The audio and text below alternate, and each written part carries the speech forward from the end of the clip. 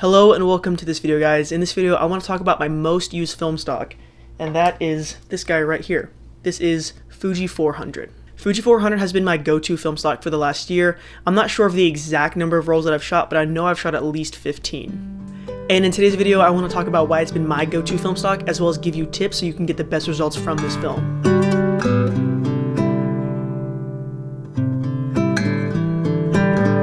Like many other film stocks, I find that this one wants light. I find that I get the best results from this film stock when I'm shooting in brighter scenarios. This film stock will give you great results in, honestly, direct lighting. It'll give you like a very beautiful, warm, classic look that you expect from film. You'll also get soft and beautiful colors if your subject is backlit or you shoot them in the shade, as long as you give the film enough light. When I shoot this film stock, I shoot at ISO 250 instead of the box speed of 400. I shoot a lot of Sunny 16, so shifting my ISO from 400 down to 250 helps me figure out what my exposure should be, and it also helps to give the film a little bit more light, which can improve its overall performance. Now, some people might ask, shooting it at 250 versus 400, am I pulling the film? No, nothing changes in the development. I'm just overexposing it by 2/3 of a stop. A quick overview of the two main tips to shoot this film stock. The first one being, shoot it in bright light, whether that's in direct lighting, a backlit scenario, or in the shade.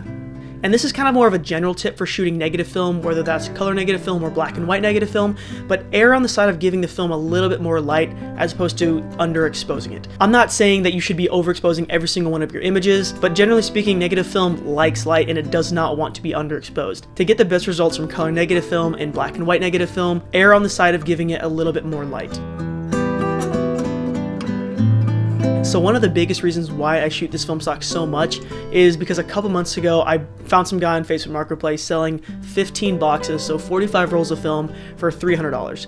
Now, $300 is a lot of money, but I essentially bought the rolls or the boxes for $20 a box, as opposed to most other places I'm seeing that cost anywhere from $28 to $30 a box. So while it was kind of a large investment, in the long run I am going to end up saving money. This film stock is pretty readily available at places like CVS, Walgreens, Target, and Walmart, and I'm sure there's other places that I can't think of, but those are the 4 places that I've seen this film stock for sale.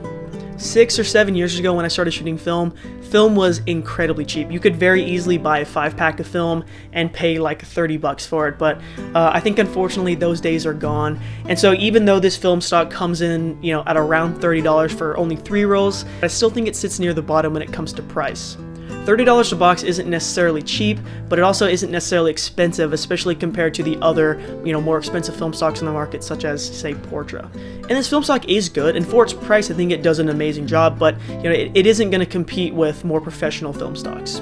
The grain is fairly noticeable, and the sharpness might not be the best, but I do find that the film has amazing dynamic range, and depending on what you're shooting, how you're shooting, depending on the lighting, etc., etc., you can get really amazing colors out of this film.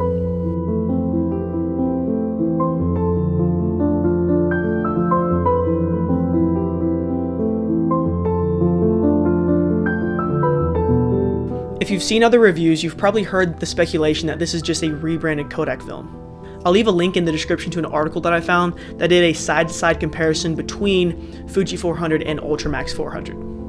In the comparison, you can see that the results are almost identical. At the end of the article, there are charts that compare Fuji 400, Ultramax 400, and Superia 400 to see the differences in how the film responds to different colors and lighting.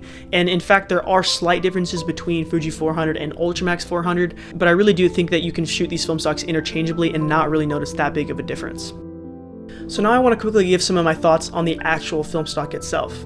First things first, it's a great film stock. If it wasn't good or if I didn't like the results, I wouldn't be shooting as much as I do. Now, do I think it will compete with, a professional Kodak film stock? No, I do think that with those film stocks, you're going to get a lot more consistency than with this one. You also get just generally better performance than this one. But for the price that this comes in, I really don't think you can go wrong shooting it. Personally, my favorite film stock is Kodak Vision 3 500T, and honestly, that film stock can be bought for cheaper than this, just via buying it on eBay from people who bulk load it, but the issue with that film stock is the development.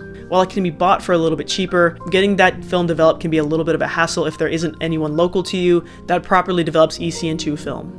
Now, I don't really shoot that much portrait because I just don't think it's worth it for 35mm film. It's pretty expensive, and so that's why Fuji 400 is my go-to. And if I want really good results, that's why I'll shoot something like Vision 3 500T or even Vision 3 250D. But if you're someone that just wants a great affordable film stock, Fuji 400 is a great option. Like I said earlier, this stuff can just be bought at a regular store, so you can very easily get it in a pinch. As you can see from the photos, the film is beautiful. It does a great job at rendering scenes in a very natural way. There aren't any crazy color shifts or weird hues that pop up. But like I mentioned earlier, you know, shooting it in a really bright scenario like in direct sunlight, you have this really nice, beautiful and warm, dreamy look that you would, you know, say expect from a Kodak film stock. And even when your subject is, say, in the shade or backlit with a really bright sky behind them, the film stock does a great job at retaining detail in both. I know this isn't marketed as a professional film stock, but that doesn't mean that it's a bad film stock by any means. It has great colors, it has dynamic range that you would expect from a color negative film stock, which is really, really good. And the grain, while noticeable, isn't distracting, it's just there. This is an absolutely fantastic film stock, and I've genuinely enjoyed my time using it. And going into the future, I'm going to continue using it because I think I still have like 37 or 38 rolls of this film to get through, which is great because then it means anytime I want to go out and take some pictures and make a video, I can easily reach into my film fridge, grab a roll, let it warm up for a little bit, load it into the camera, and go out and shoot. If you've used this film stock, what are your thoughts about it? Or if you haven't used this film stock, are you interested in using it after watching this video? And I think on that note, I'm going to start wrapping up the video. If you guys enjoyed all of the photos and enjoyed hearing me talk, please consider leaving a like or subscribing to the channel. It really does help me out a lot. If you're interested in seeing more of my work, I will leave my Instagram on the screen as well as in the description below along with my website. And that article that I mentioned earlier, that will be in there as well. And yeah, I'm going to end the video. Thank you guys again for watching, and I'll catch you in the next one. Peace.